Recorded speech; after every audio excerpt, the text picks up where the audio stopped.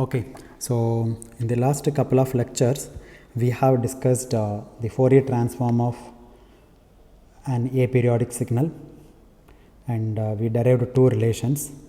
One is the Fourier transform of a given signal x of t, that we wrote x of j omega is equal to integral of x of t multiplied by e to the minus j omega t dt, and the range of integration is from minus infinity to plus infinity, and this we called Fourier transform.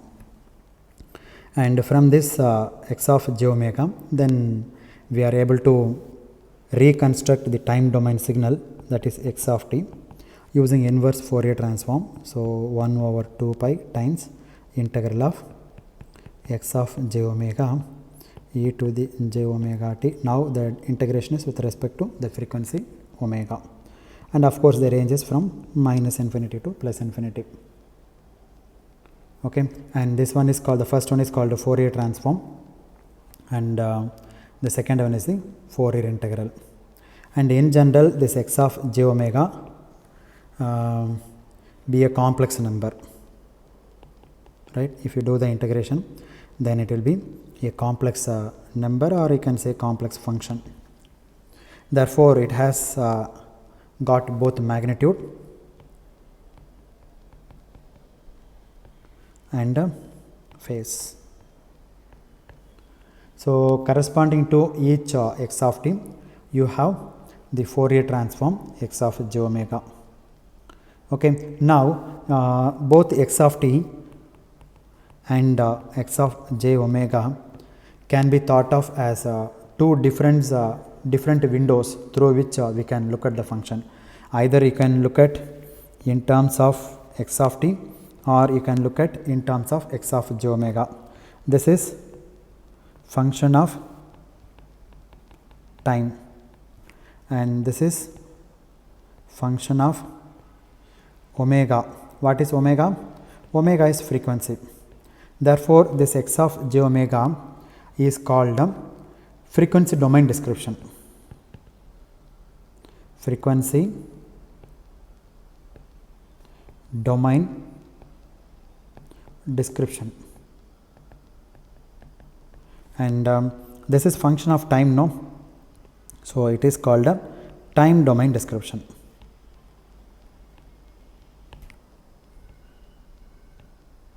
So you can look at through these two different windows, either in the time domain or in the frequency domain. Both give equivalent information about the same physical phenomenon.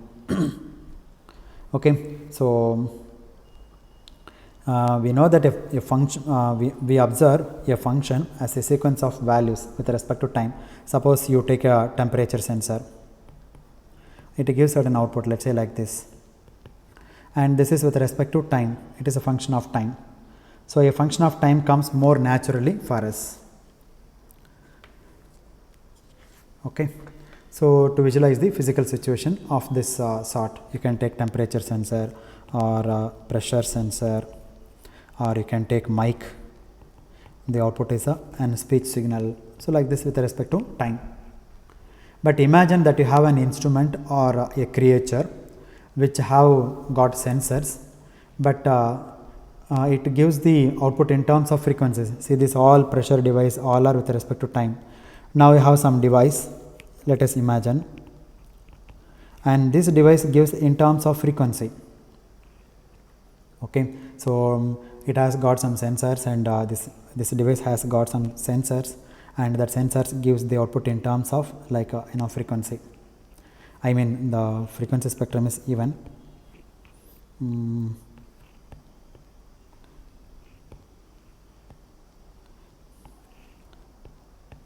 Let's say in terms of frequency, like this it is giving.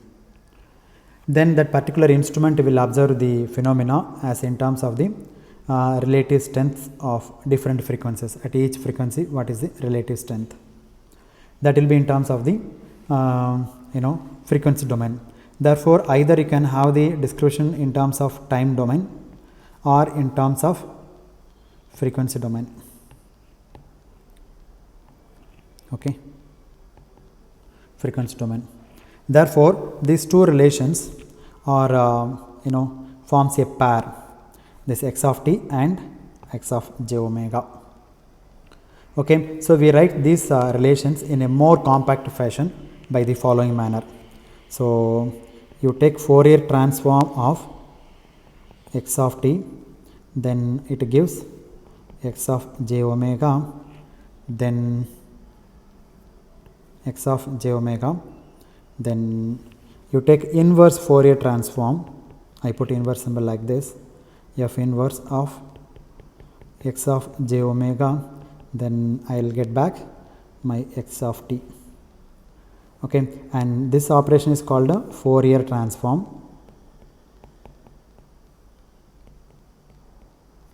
Okay, and this one is called a inverse Fourier transform. Inverse Fourier transform. Okay, so we would also like to indicate this transform relationship occasionally in the following manner, like you take x of t, you put one arrow, that means x of t to x of j omega, that is Fourier transform. Again you put the reverse arrow mark, and this reverse arrow mark indicates inverse Fourier transform, and the forward arrow mark indicates Fourier transform. Therefore, by compact notation one will write like this, x of j omega. Therefore, this forms the Fourier transform pair. That means you are moving from the time domain to frequency domain, and again frequency domain to time domain. Okay, so we can indicate the functional relationship in this manner.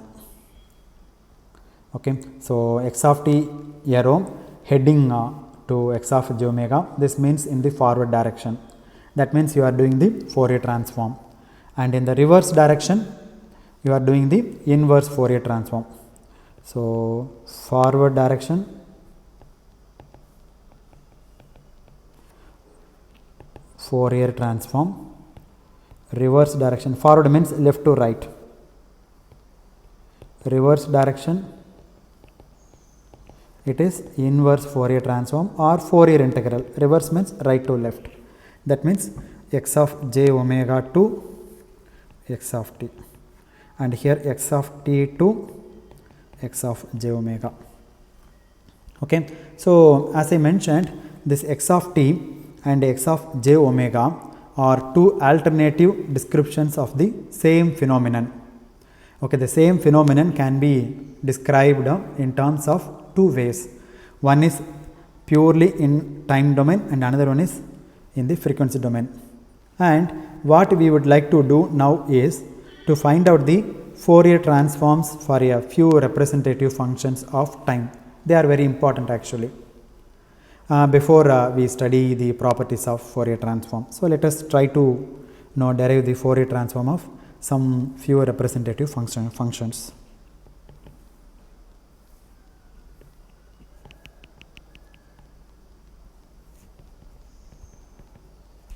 So they are little important. So with that we will prove later on many functions. Okay. So to get some physical idea of how x of j omega comes about for a common time signal, let us work out a few examples. So example number 1, that is representative function 1 is let us say x of t, let us say typical Fourier transform.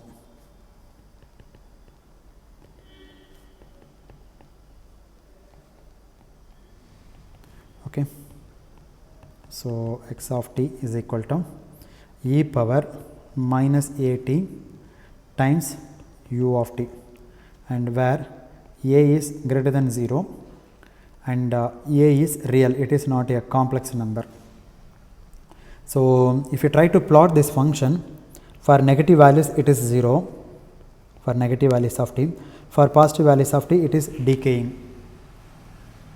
Okay, that is I have taken a decaying exponential.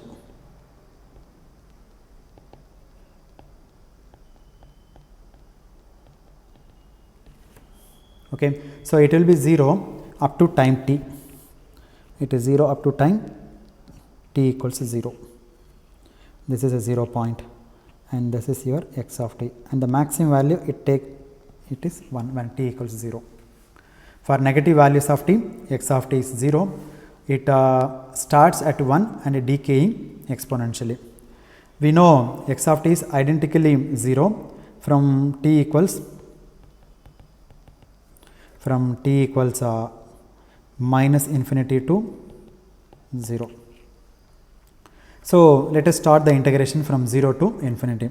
So, x of j omega, by the definition it is minus infinity to plus infinity, x of t e to the minus j omega t dt, but x of t is 0 from minus infinity to 0. Therefore, let us start the integration from 0 to infinity. X of t is e to the minus a t times e to the minus j omega t times dt. Anyway, u of t is 1 in this interval 0 to 1, so no need to consider here.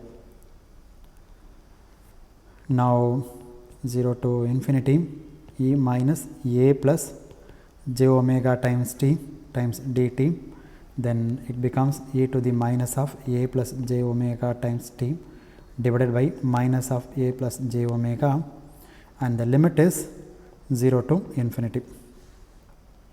Okay, and what is the value of this one? Value is greater than 0.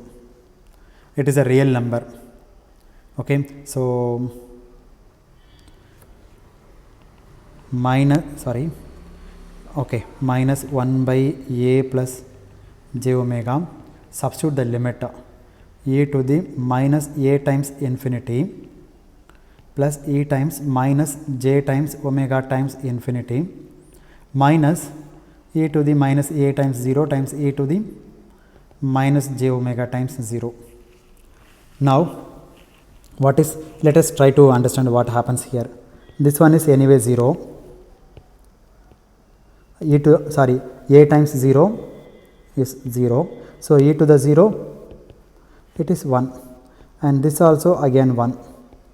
Therefore, the whole thing is going to be 1, no problem. Now, let us look at the upper limit, what happens. Now, take this guy alone, e to the minus a times infinity, because a is greater than 0, e to the minus infinity 0. Now, what about this guy? This guy you can write cos of infinity minus j times sine of infinity.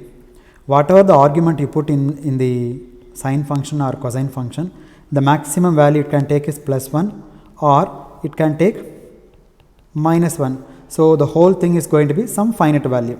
We do not know what that value is, finite value, but the finite value is multiplied by the 0. So, 0 times finite value 0.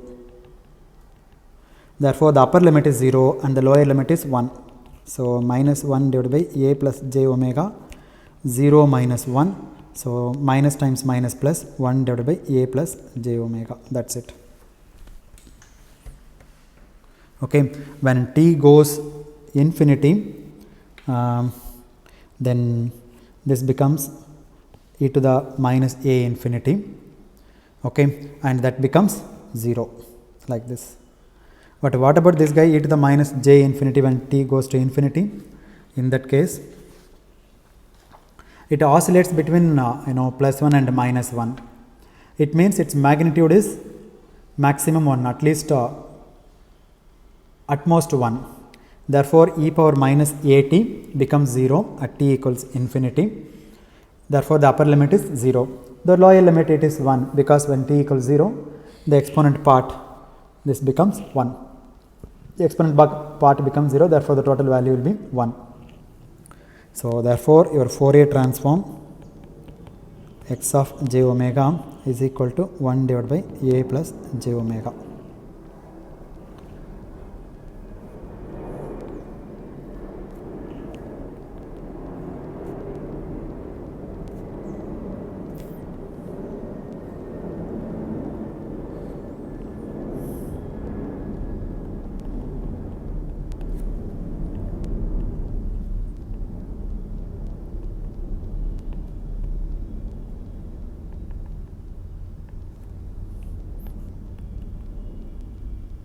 Okay.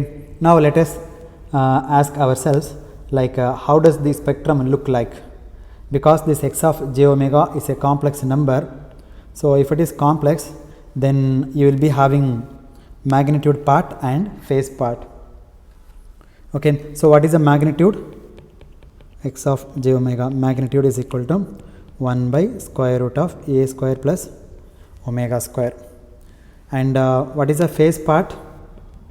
Phi of omega is equal to minus tan inverse of omega by a, because it is in the numerator, that is why this minus comes here. Or you can say a plus ib divided by c plus id.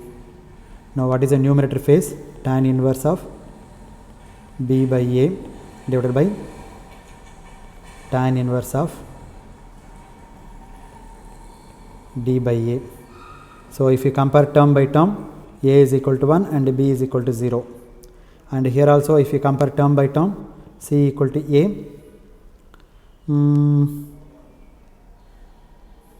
Let me use some other, it is confusing.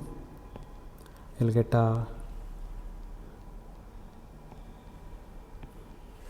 this is d by c, let us say x plus iy. So x equal to 1 and y equal to 0, this is y by x. Now which is tan inverse of y by x, y value is 0, 0 by x 0 divided by tan inverse of, this is omega by a. What is this? The numerator is phase angle is 0 and the denominator is this one, tan inverse of omega by a. If you bring this angle to the numerator, then it becomes minus tan inverse of omega by a. Okay, so that's what I have written here, right? Therefore you have magnitude and phase.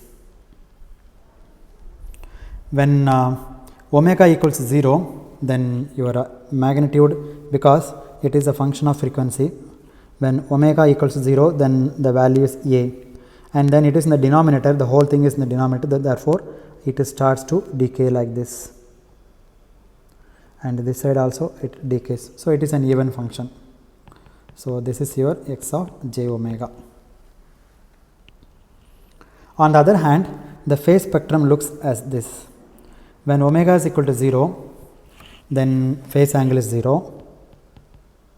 When omega increases, the phase angle also increases, and it goes, and let us say this is minus pi by 2. When omega becomes infinity, when omega goes to infinity, then this phase angle asymptotically minus pi by 2.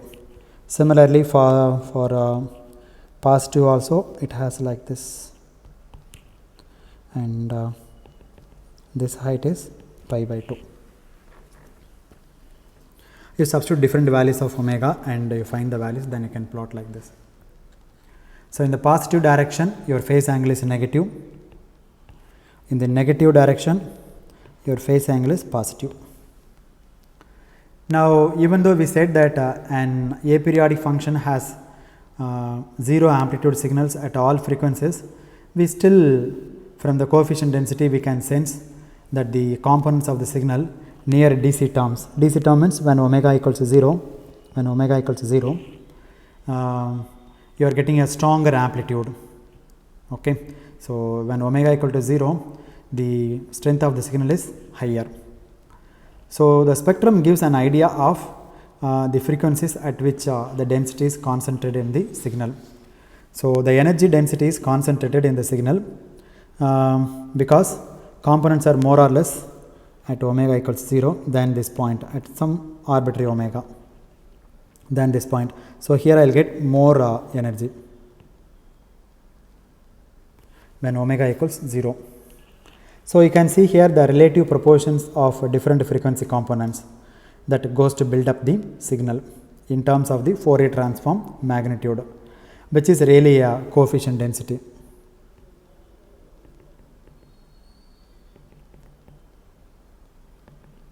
So even though coefficients are all 0, individual coefficients are all 0, coefficient density gives us a measure of strength of the signal at a different frequency. Okay, so when omega equal to 0, this is my strength.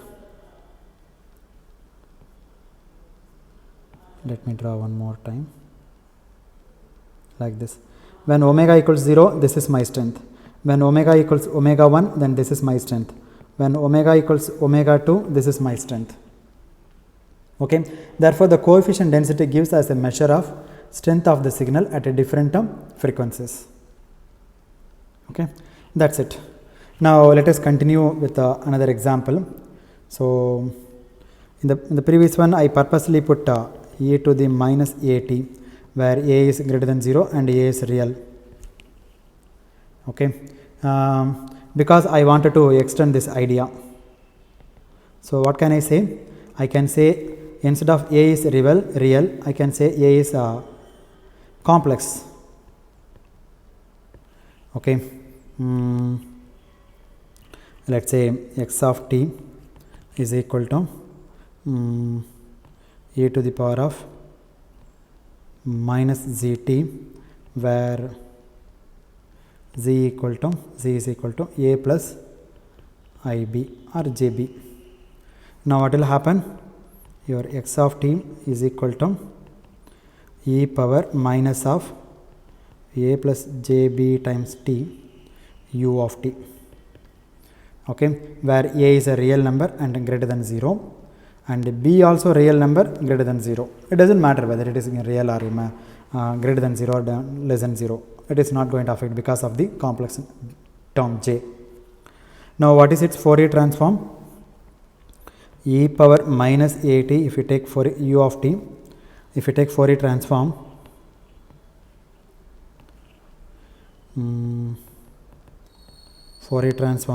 then you will get 1 over a plus j omega.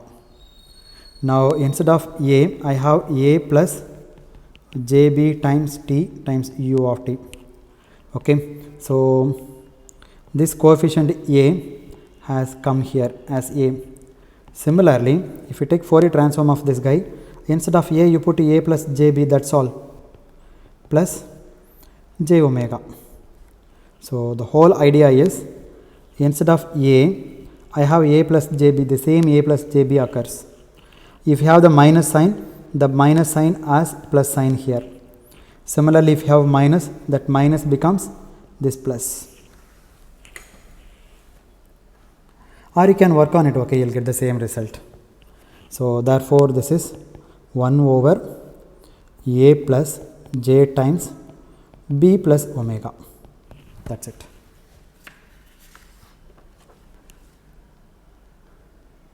Okay, so this will be a valid even function.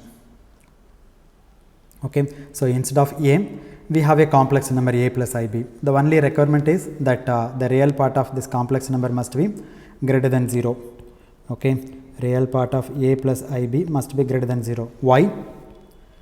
That is real, that is, what is the meaning of this? A must be greater than 0. In case if a is not greater than 0, then what will happen? Let us say a is equal to minus 5, the function will not converge. Okay, so let us say in the expression e power minus, let us say a equal to minus 5, b equal to plus 2, like this. So minus 5 plus j times 2 times t. Then what will happen? Let you take this function. In this case, where a is negative, if a is negative, then your Fourier transform x of j omega is e to the, if you take minus, then plus 5t times e to the times minus j 2t times e to the minus j omega t dt. Okay, now you do the integration, e to the 5 minus, let us take 5 outside, commonly outside, minus 5 plus j times 2t plus j times omega times t dt.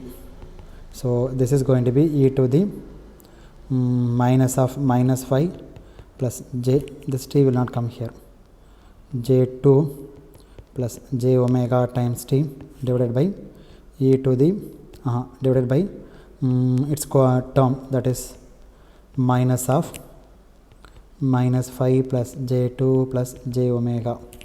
Now substitute the limit 0 to infinity, because it is multiplied by u of t.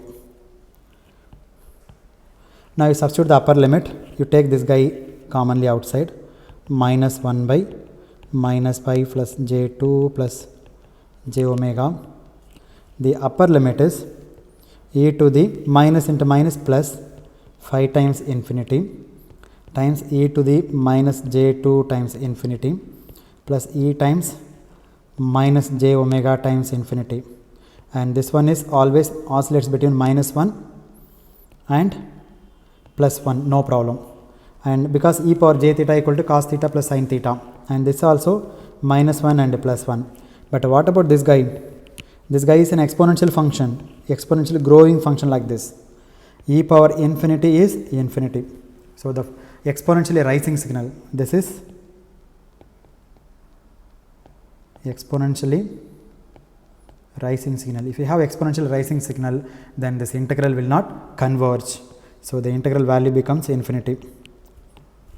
So x of t times e to the minus j omega t and dt does not converge, it goes to infinity. Okay, it will not converge. So therefore you must have an exponentially decaying signal, you must not have exponentially growing signal. Okay, then only it will have it will converge at t equals infinity. That is the reason why we had this discussion. Therefore your x of t should be integrable. Okay, so that is a point, key point one should now always remember. Now let us take example 2.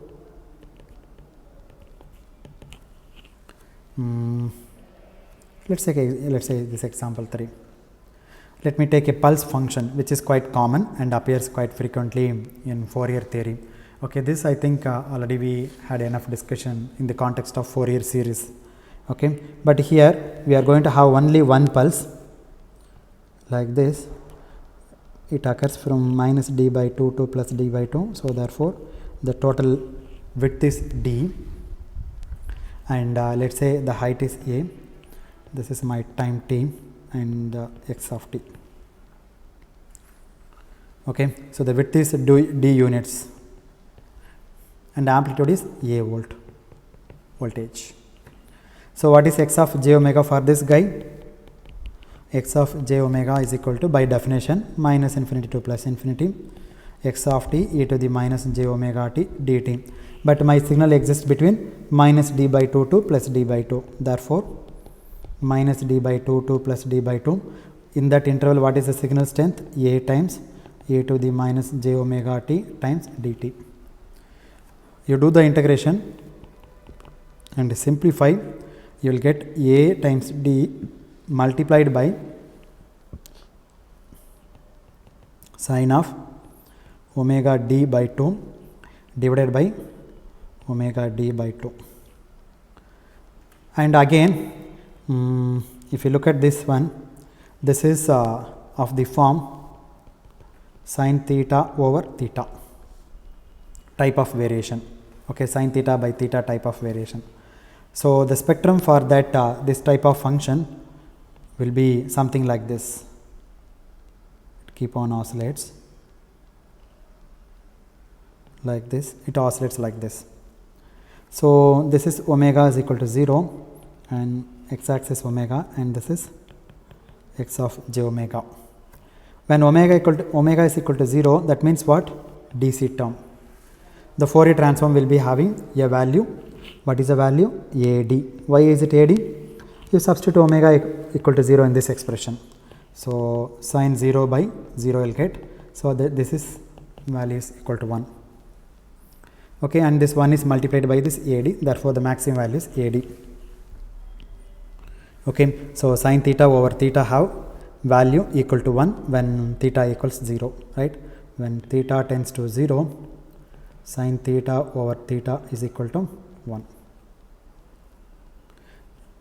This is approximately equal to 1. Okay, very close to 1. You can substitute, take your calculator and substitute theta is equal to 0.0001, then sin of how many zeros? 4 zeros, right? 0.000, put 401 divided by 0.001, you'll get this is roughly this is equal to 0.99999, like this you'll get it. You can check it. Okay, so it is oscillating, but the oscillations are diminishing here. Okay, so see, initially it is AD and the amplitude is coming here, down here, and again going like this. The oscillation is diminishing.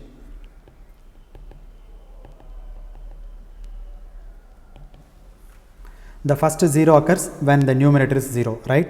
That means sine omega d by 2 equals 0. 0 means what? Sine 0 or sine pi. Therefore, omega d by 2 is equal to pi. So, omega is equal to 2 pi by d. In fact, this is a spectrum which we plotted in the last class, okay, in the last couple of classes, when we talked about the evolution of Fourier coefficient density starting from periodic pulse time. So, this is exactly the type of spectrum that we plotted. So, here this x of j omega happens to be real. Look at this one, this is a real function, there is no complex term. But if you take the previous case, yes, of course, it is complex. See, where is it? Yeah, look at here, this is complex. Okay, but in the present case it is real. So, e power minus at times u of t, this x of j omega is equal to 1 by a plus j omega. This is complex. But if you take a pulse like this, then if you take Fourier transform, then this is ad times sine of what? Omega d by 2 divided by omega d by 2. That means what? It is happens to be real.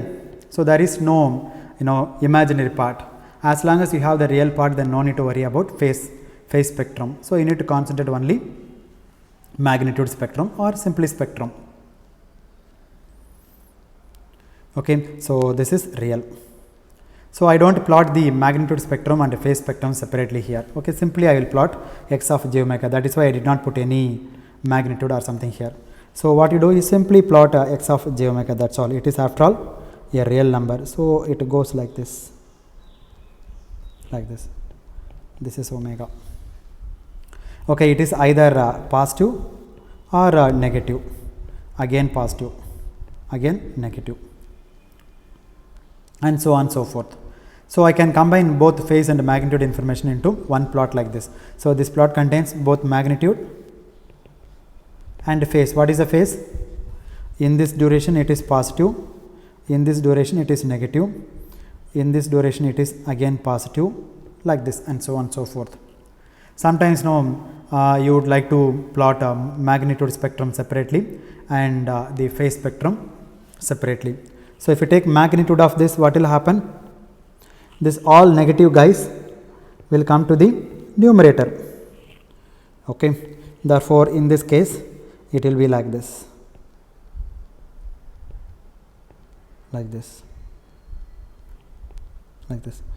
I did not draw the figure very nicely. It should be symmetric. Okay. So, left hand side should be must be look like a right hand side. So, my figure is not proper. So, kindly bear with this very nasty drawing. Now, what about the phase? See, when it is positive means it is like in this duration it is pi, then it is jumping to minus pi, like this. So, plus pi and minus pi. So,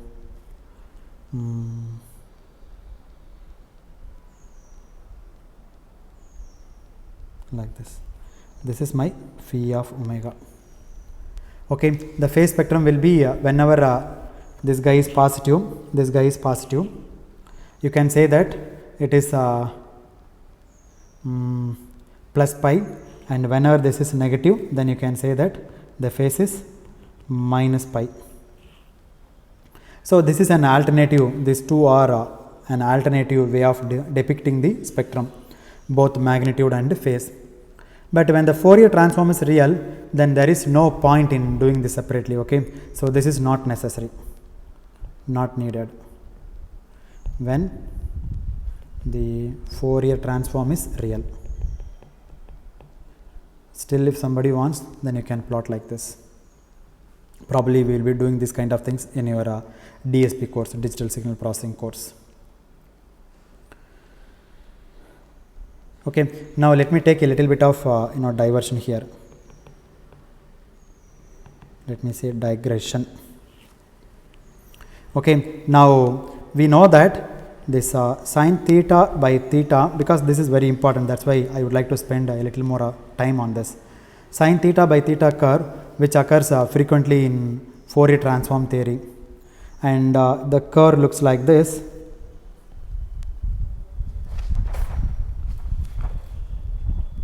Like this.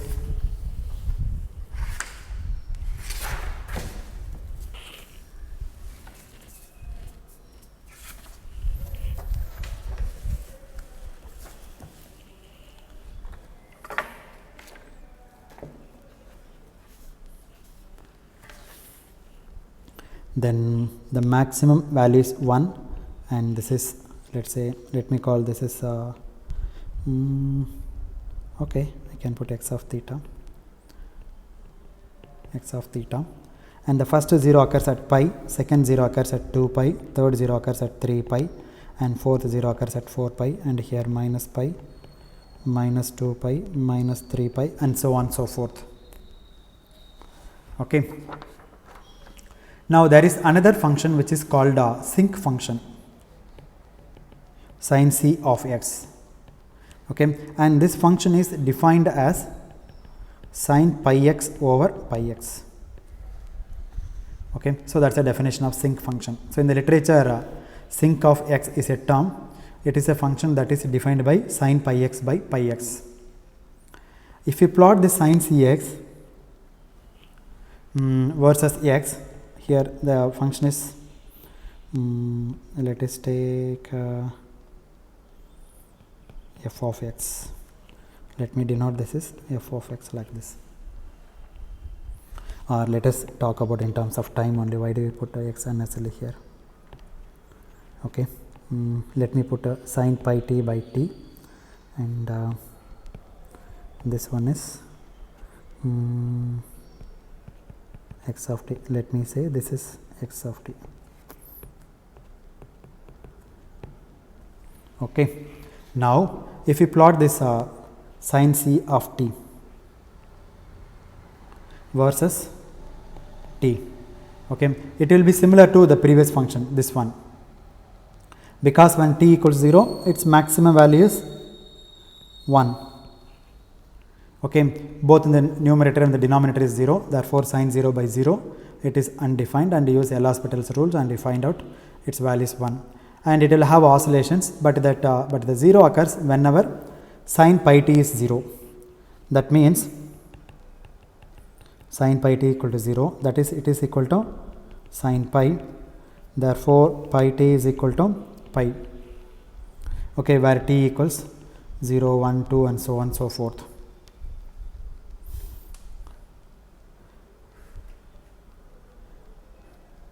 Okay, so when t, therefore I am sorry, one second, hold on, I did something. Instead of saying complex way, when t equals 0, the above equality holds, t equals 1, t equals 2 and so on so forth. Now therefore this also oscillates, but this point is not in the previous case it is pi, 2 pi, 3 pi, but here this is going to be 1, 2, 3, 4, and this side minus 1, minus 2, minus 3 and so on so forth. Okay, but this curve is similar to this curve, but what we will have here is it crosses at the point 1, 2, 3 and so on.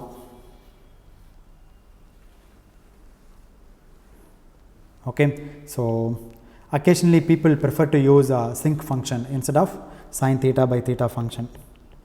Sine theta by theta function is also used, and sine c of t also used sometimes. Now let us come back to our original Fourier transform of the given pulse, which is AD times sine of omega d by 2 divided by omega d by 2. Now what you do is you introduce some pi in both in the numerator and in the denominator. So AD sine of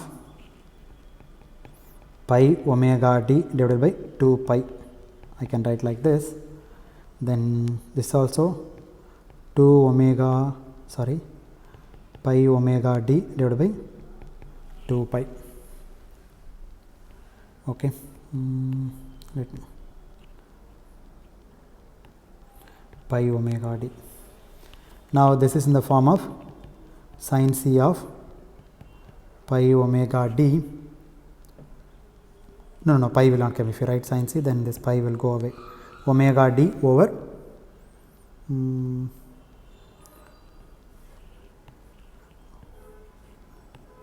what is this? Omega d over 2 pi. You can write like this, and here AD. So this is your x of j omega. Now the sinc function vanishes at integral values of the argument, that is what you call omega d by 2 pi is equal to some integral values, let us say x, where x can take value 0, 1, 2 and so on, minus 1, minus 2 and so on. Therefore, what is your omega? Omega is equal to 2 pi x divided by omega, 2 pi x divided by d. Okay, now substitute x equals to 0, then omega is equal to 0. Then, sorry, this is not 0, I am sorry, from 1 onwards, 1, 2, 3 and minus 1, 2, minus 1, minus 2, 3 onwards. Okay, when x equals 1, then omega is equal to 2 pi by d. Okay, when x equals 2, omega is equal to 4 pi by t. When x equals 3, then omega is equal to 6 pi by d. Similarly, for the negative frequencies also, minus 2 pi by d, minus 4 pi by d, since it is even, minus 6 pi by d and so on so forth. Okay, if you plot the function like this, so this is 2 pi by d, 4 pi by d, 6 by, these are zero crossing points. Okay, minus 2 pi by d, minus 4 pi by d, minus 6 pi by d, this all are zero crossing points. So this is okay, this one is this representation is an alternative way of writing x of j omega. Okay, originally you have the pulse function like this, a minus d by 2 to and d by 2. So this is an alternative way, and this pulse function is sometimes called gate functions because it has a non-zero value only between these two limits, minus d by 2 to plus d by 2. The rectangular pulse train as the Fourier transform of AD sine c of sinc function of omega d over 2 pi. So please remember this result. This result we will use frequently in signal system and also in your communication course. Okay, so this sinc function tries to normalize the values in a nice way, because you are now having integral values of x. Okay, when x equal to 1, 2, 3 and so on. In case if I take the pulse, let us say instead of minus d by 2 to plus d by 2, let me take a pulse between minus 1 over 2 to plus 1 over 2, and let us say the amplitude is 1. Then what will happen? You have AD, right? AD sinc of omega d over 2 pi, right? Now what you do? What is the A value? A value is 1. You put 1 here. what is the d value? D value also 1, you put 1 here, times sinc of omega d. Omega d value is 1 divided by 2 pi. Okay, what is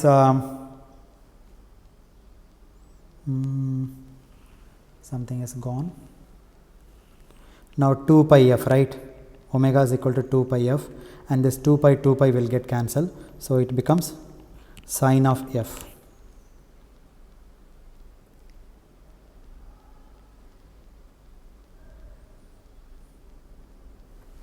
Okay, so then sine c of f. Now what will happen? The function is normalized like this. So this value is 1 sine c of f, this is f, this is 1, 2, 3, 4, minus 1, minus 2, minus 3, minus 4. Therefore, whenever you have a sinc function, then it is very easy to normalize or change the values. So consequently, a pulse normalized to have a unit amplitude, this unit amplitude and unit width will have a Fourier spectrum which is given by the sine c of f. That means if you plot the frequency x of j omega, but in terms of x of j times 2 pi f now, okay, the frequency, and you graduate the x axis in terms of f, in terms of the frequency. Therefore, what this does is sinc function only tries to normalize things. If you have a normalized pulse, when you have a normalized pulse,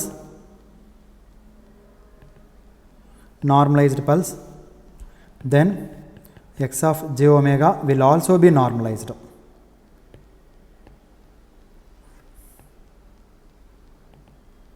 Normalized like this. So this is the just a special case. This spectrum is special case of the normalized pulse of height 1 and width is minus 1/2 and plus 1/2. Okay, so your sinc function is surprisingly very simple.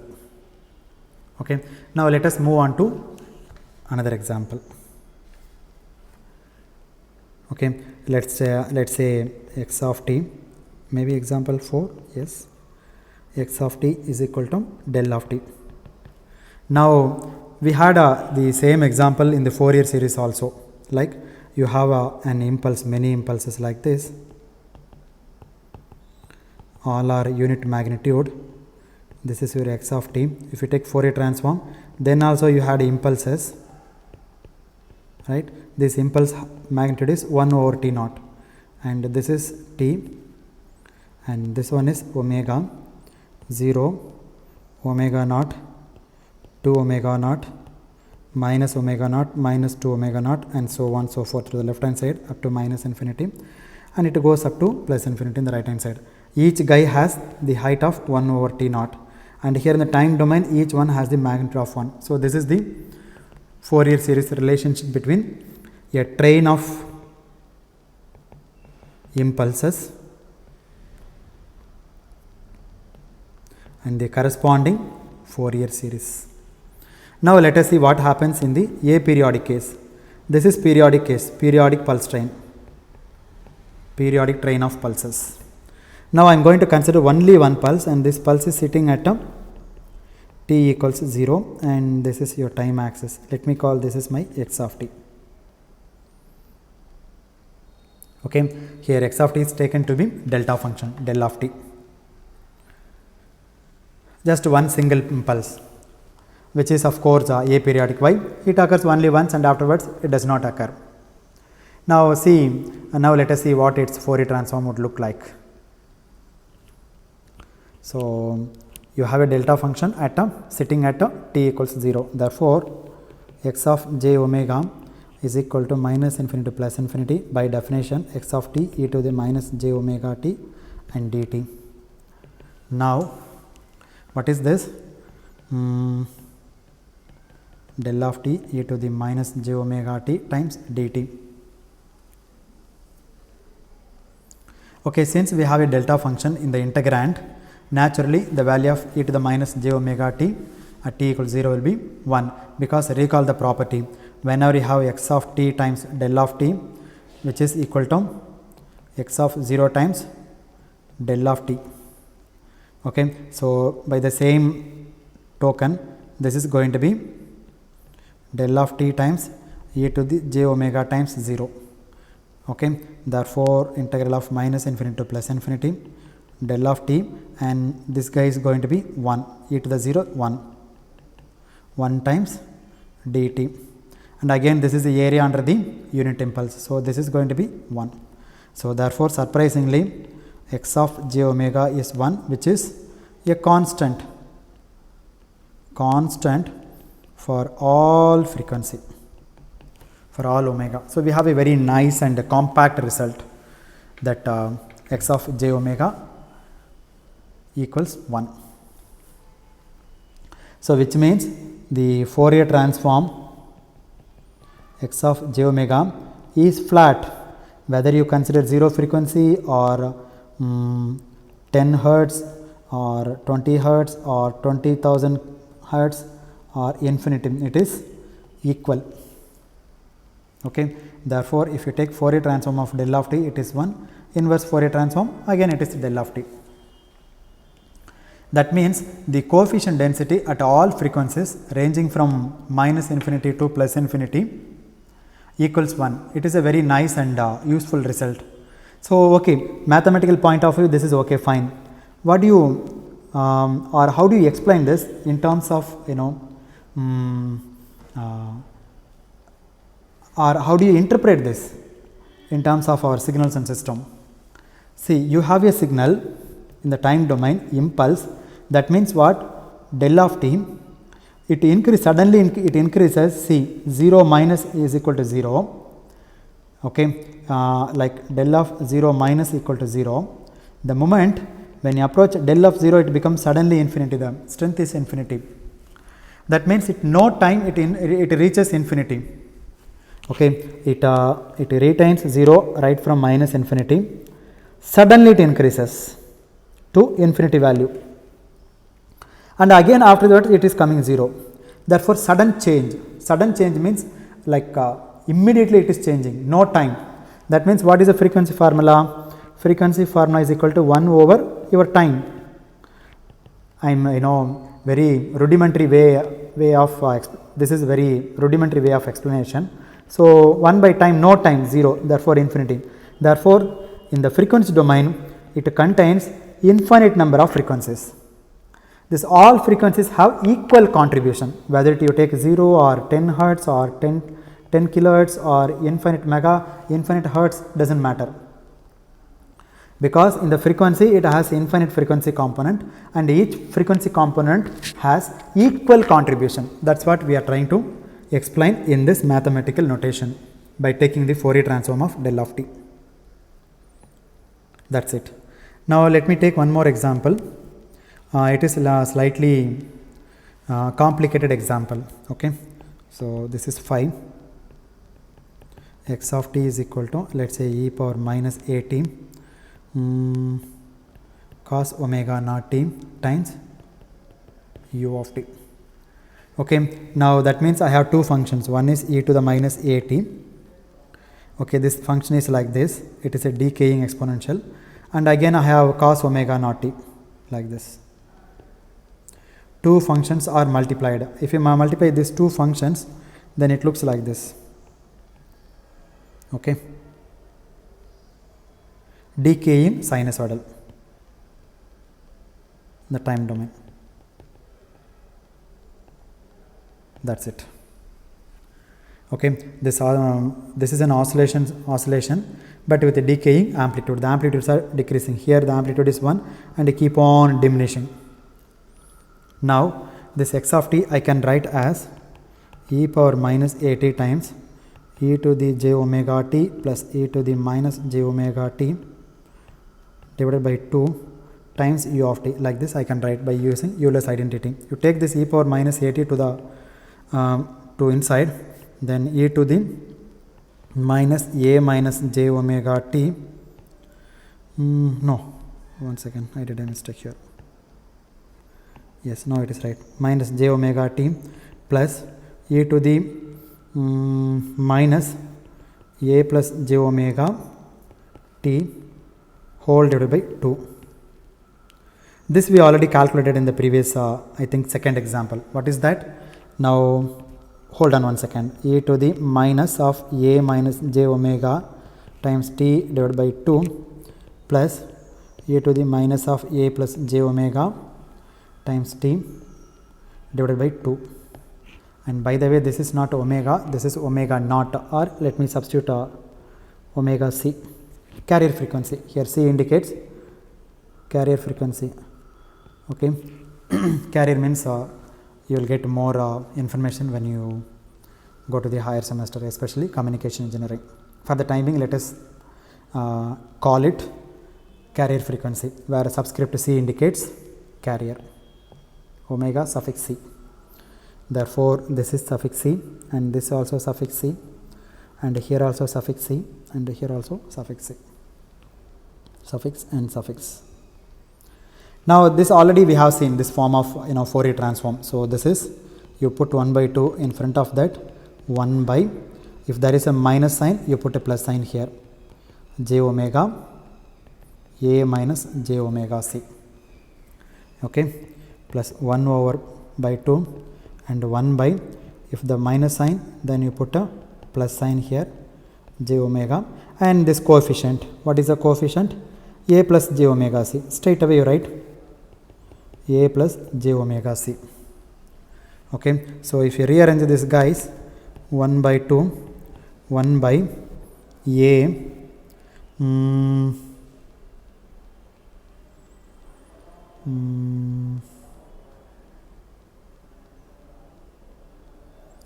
a plus j omega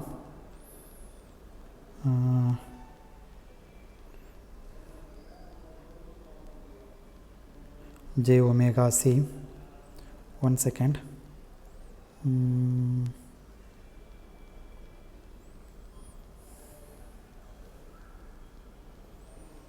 I did a mistake somewhere else, one second, hold on please.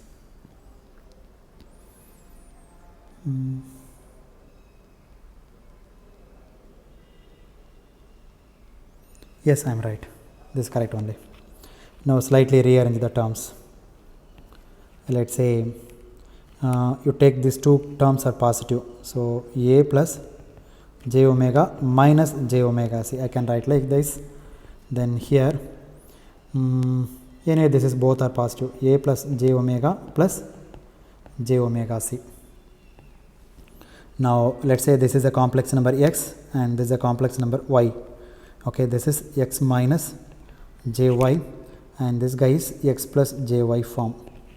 So if you take LCM and simplify this, 1 by 2 divided by a square plus b square, that is a plus j omega the whole squared plus omega c squared, here j omega plus a.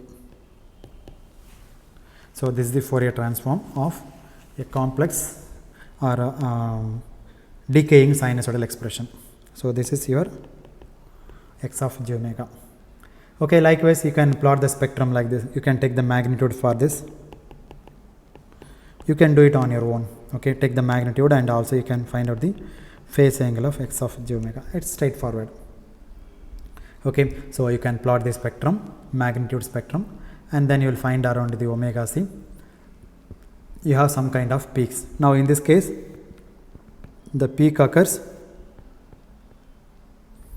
when omega is equal to omega c. The previous case and all peak occurs at omega equals 0. If you look at the example second, see in this point what is the frequency? 0. Therefore the peak occurs at omega equals 0. But in this case, the decaying sinusoidal function, the peak occurs not at omega equals not at omega equals 0, but omega equals omega c. Similarly, you can find out e to the minus at sin omega ct. The c indicates, suffix c indicates carrier. So that's why the c comes carrier. and this can be shown to be omega c divided by j omega plus a the whole square plus omega squared. Now let me take one more example. Let's say you have a triangle like this, and the limit is minus d by 2 to plus d by 2, and this amplitude is a, and this is my x of t, and this is t. Okay, so if I have a function like this, this is a pulse in the form of triangle, okay, not in the form of square, and this pulse is lasting from minus d by 2 to plus d by 2. So it can be shown that the Fourier transform of this guy x of j omega is equal to ad by 2, then sine of omega d by 4, then divided by omega d by 4 whole square. Okay, this is something like again sine theta by theta type of argument, but it is squared. That means the decay is faster. If you try to plot this, originally it will be like this.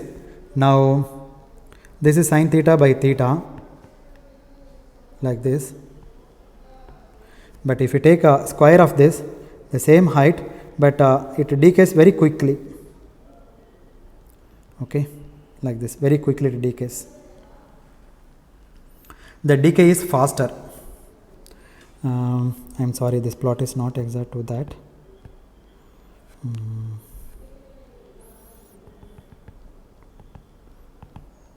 It goes like this, very fastly it decays.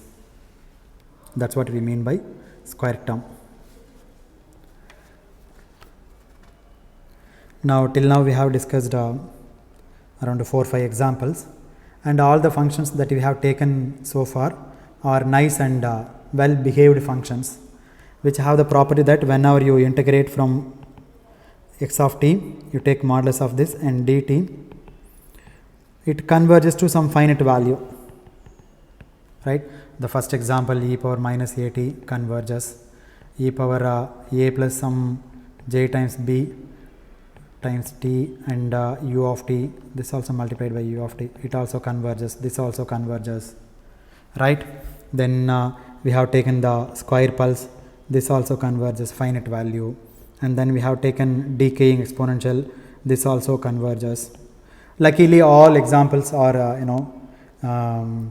very nice examples, and they are very well behaved functions. Okay, so all functions considered so far satisfied the relations from minus infinity to plus infinity converges.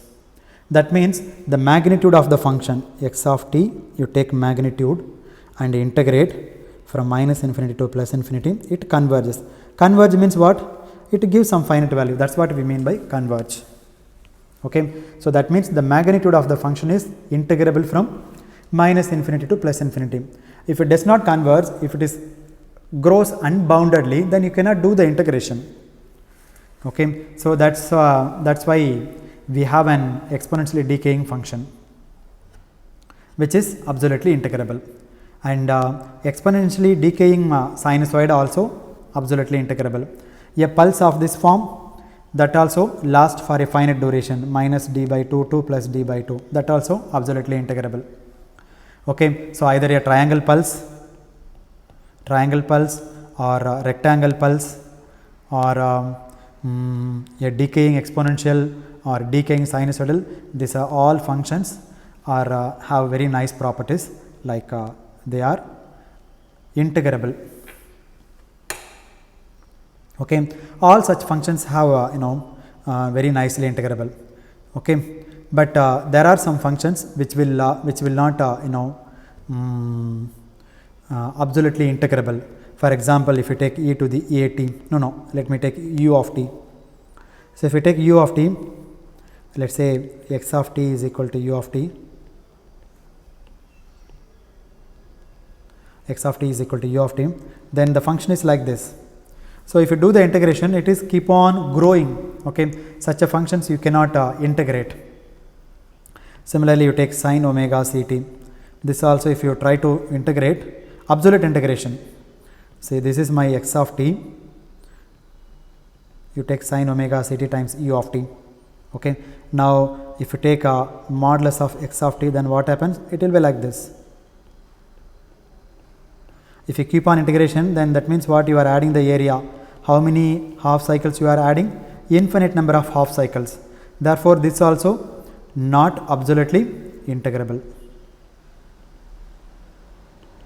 Sine function also not absolutely integrable. Therefore if you take sinusoidal functions, sin omega ct, you take absolute value and dt, then it goes to infinity.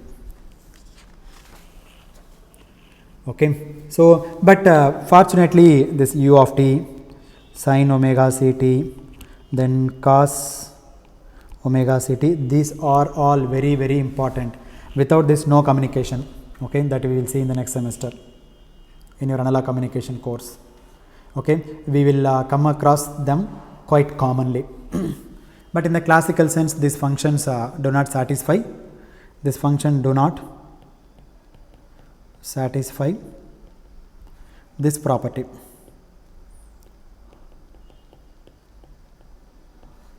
Okay, converge. So in the classical Fourier transform theorem, these functions were excluded from this court. But now that impulse function have become a matter of common usage, so we need to use it. So once we have the impulse functions, we should be able to find out the Fourier transform of these functions as well, which we will do a little later. The mathematical justification of these guys comes from what is called a distribution theory.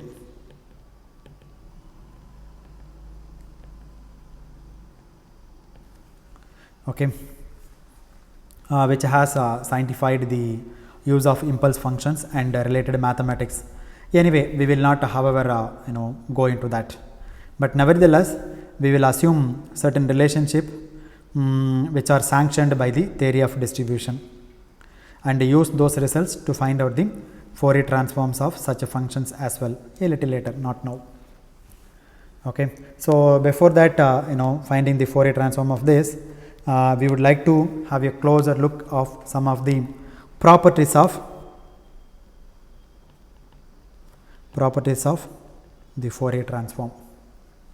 In order for just to get some familiarity with their characteristics. Once you have some properties, then it's very easy to find the function without much calculation. Therefore, before we move on to find out the Fourier transforms of this type of special functions, let us try to concentrate some amount of time or some couple of lectures for properties of the Fourier transform. Okay, so that we will discuss in the next lecture. So in the next lecture we will talk about properties of the Fourier transform. So let me stop at this point. Thank you very much.